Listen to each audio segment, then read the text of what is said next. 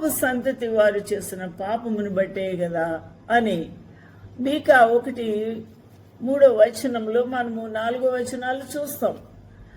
దానికి కారణం ఏంటి? ఎటువంటి పాపం చేసి ఉన్నాడు యాకోబు అని మనము ఆ లేఖనాల గురించి మనం ఆలోచన చేయాలి. ఆ రహస్యమైన పాపాలు, బాహ్యమైన పాపాలు, నిత్యము పాపము చేస్తూ దోషిగా నిలబడి ప్రభు సన్నిధిలో ఒప్పుకున్నాడు యాకోబు. ఆలోచన చేద్దాం. Acts of deceit and manipulations, taking the birthright, Jacob took advantage of his hungry twin brother Esau, trading a bowl of red stew to get his birthright.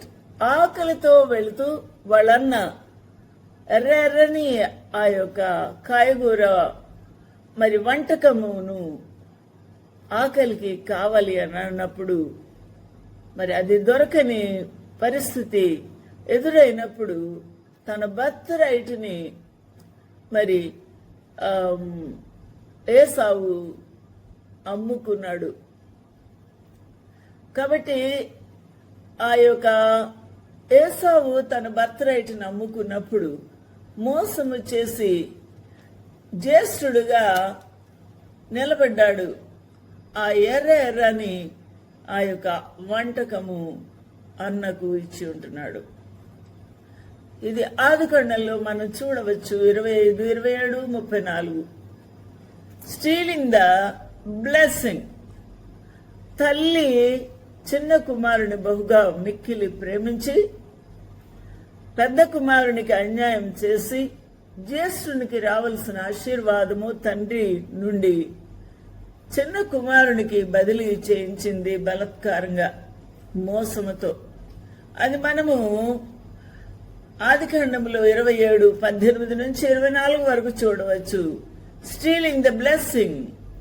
Jacob distinguished himself as Esau and lied directly to his blind father Isaac to steal the firstborn blessing.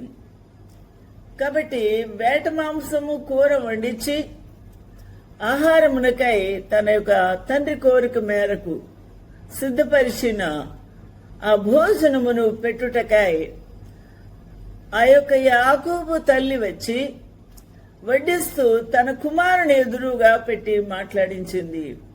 తన కుమారుని యొక్క శరీరం అంతా తడివితే ఏసావు శరీరమే కానీ స్వరం మాత్రము కాదు. తండ్రి పార్షల్ గా గుర్తించాడు, పూర్తిగా రికగ్నైజ్ చేయలేకపోయాడు. ఎందుకనగా తనకి కన్నులు లేవు కాబట్టి. తడివినప్పుడు ఏసావు రోమముల వలె ఆ యొక్క తోలును ధరించిన వాడుగా మోసము చేసి ఉన్నాడు. ఈ రోజున తండ్రిని మోసము చేసిన కుమారుడుగా మిగిలిపోయాడు యాకోబు. తల్లిదండ్రులను మోసము చేసేవారి లోకములు ఎంతో మంది ఉన్నారు. ఈ రోజున అబద్ధము ద్వారా, క్రియల ద్వారా, మోసపూరితమైన నటన కార్యక్రమముల ద్వారా ప్రణాళికబద్ధంగా తండ్రులకు తల్లులకు మోసము చేస్తూ ఉన్నారు బిడ్డలు. ఈ రోజున ఆలోచన చేద్దాం. కాబట్టి మరి జ్యేష్ఠత్వము నమ్ముకున్నాడు ఏసావు. ఆ జ్యేష్ఠత్వమును తన యొక్క అన్నకు ఆకలి